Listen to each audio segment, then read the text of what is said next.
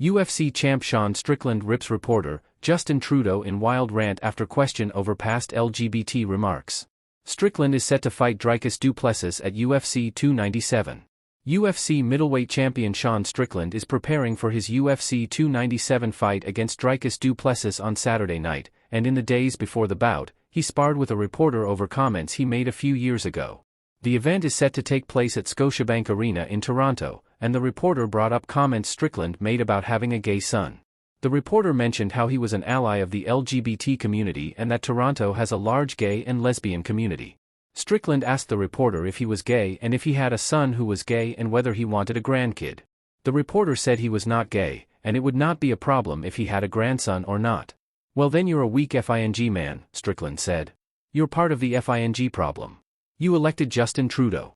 When he seized the bank accounts, like you're just FING pathetic.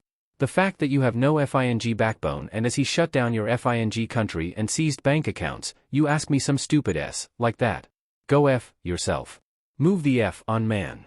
The reporter moved on from Strickland's rant and mentioned how the fighter was going to use his time to speak out about Bud Light and the trans community after the company partnered with trans activist Dylan Mulvaney for a marketing campaign, which yielded disastrous results. UFC, however, re-upped its partnership with Bud Light following the backlash. UFC President Dana White explained in October that Anheuser-Busch and Bud Light were their original beer sponsors more than 15 years ago. "Here's the thing about Bud Light. 10 years ago, to be trans was a mental FING illness," Strickland said. "And now, all of a sudden, people like you FING weaseled your way into the world. You are an infection. You are the definition of weakness.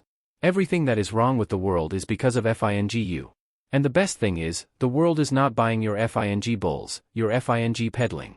The world is not saying, you know what, you're right, chicks have DS. The world is not saying that. The world is saying, no, there are two genders.